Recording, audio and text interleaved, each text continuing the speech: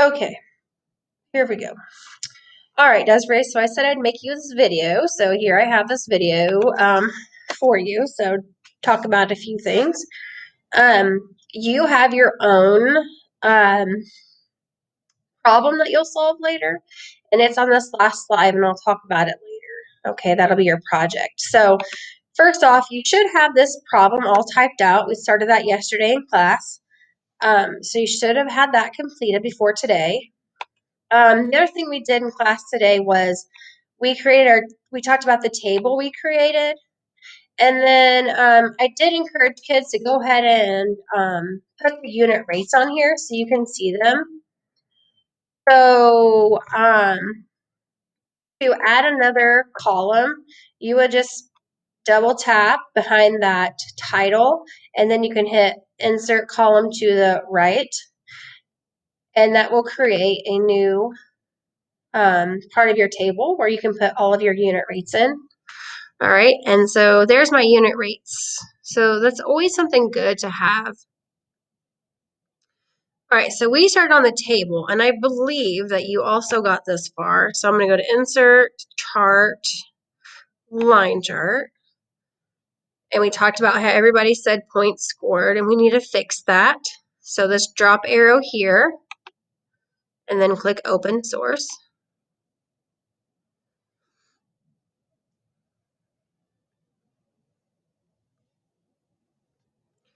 So one thing you want to make sure is that up here in this corner, it says A and 1. So you can see it says 7, so I'm not seeing everything. So you got to scroll until you have A and 1 there. Trying to slide that over. Likes to be picky. Okay. So then this one is going to be your x-axis. So that's your years, your x. And then this is going to be the money. Here's your y. Okay. And then these can actually just become zeros. I think you probably deleted those, and that was fine too.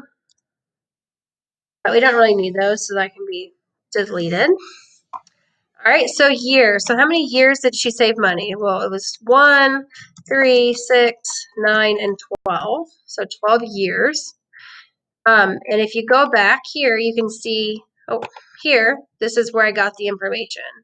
All right, 1, 3, 6, 9, 12. And now I'm going to put my money earned. And I think if I just copy these, go back to my slideshow or my form, bam, they're right there. That's super nice. All right, so you should have created a line table, a line chart. If you hit these 3 dots, we're going to edit the chart. All right. And we're going to go here, and we're actually going to remove that. We don't need that information. So if you put zeros here, like I said, then you should be able to remove that and leave that as it is. So we have our line. We're going to go to Customize. And we're going to go to Chart and Axis Titles. We're going to name our chart according to our problem. So our example problem is about Sally saving money.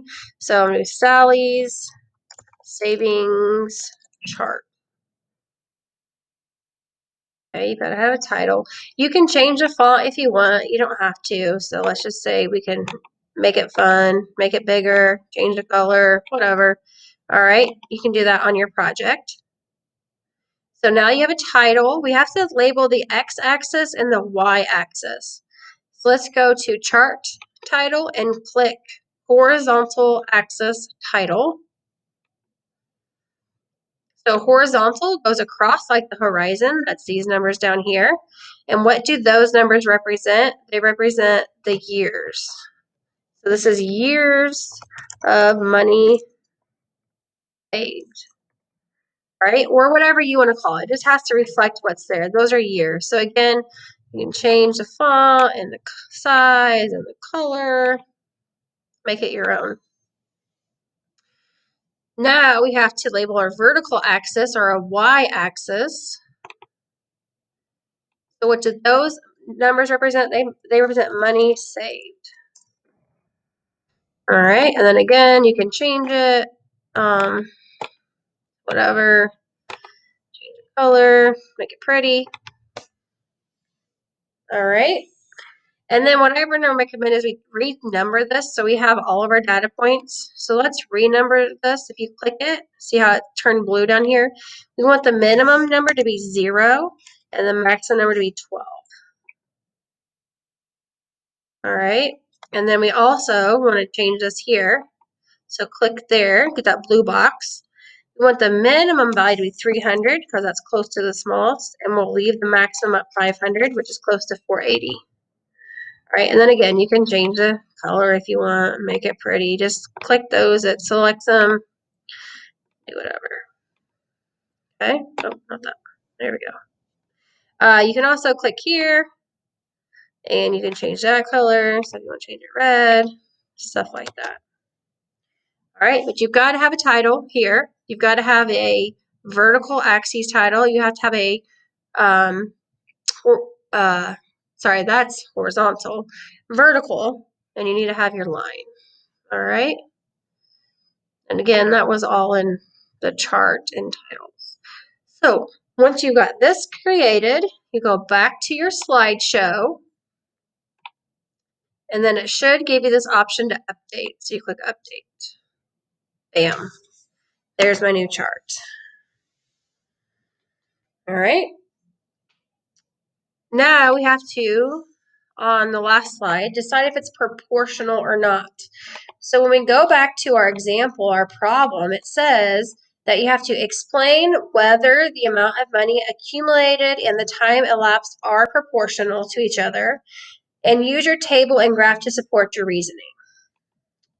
So first we have to say if they are proportional or not. So question 1, the money saved and the years are not proportional. And you should have figured that out from last night when I said to make sure you have an answer. So you should have had that. Now, question 2, you have to have something according to the table. So we're going to write according to the table, the relationship is not proportional because the table does not give equal unit rates. All right, so if I go here, there's my unit rates. Those were not the same. It's increasing each time, but they're not by the same amount. All right. And then 3, you have to also talk about your graph. So according to the graph, the relationship is not proportional because, and why not? How does this graph prove that it's not proportional? All right, well, we have to check 2 things. We have to ask, is this a straight line? Is this a straight line? And Owen told us in class that it is not a straight line. So it is not proportional because the data does not create a straight line. All right. We can say, though, however, it would make sense to include the origin because if you save for 0 years, then you have $0, right? You could explain that. All right, so here is your example problem. All right, so we're talking about the school library receives money for every book sold at the book fair. The ratios represent the number of books sold and the money received by the library. So again, create a table and graph and then explain if they're proportional or not. And I kind of showed you how to start your table, right? So number of books and received. And remember, ratios are written 3 ways. The word to, they can be written in words. They can be written with a colon or a fraction. So you always read them left to right. All right, so it's number of books, money received. Okay, so work on your problem. Go to Google Classroom. So let's see, Google Classroom, Lesson 6 project should be assigned to you. It's worth 50 points. If you click the rubric, you can see what I'm looking for. There's 5 parts. Did you copy the problem correctly? Did you give all the information in the table? Does your graph have all the data? Is there a title? Is there X and Y axis labeled? Is there a line? Did you explain your results referencing the table and graph? And then 5, did you create it? Did you be creative? Were you creative? And then you will present just like the rest of the class. All right, so that is it. So good luck.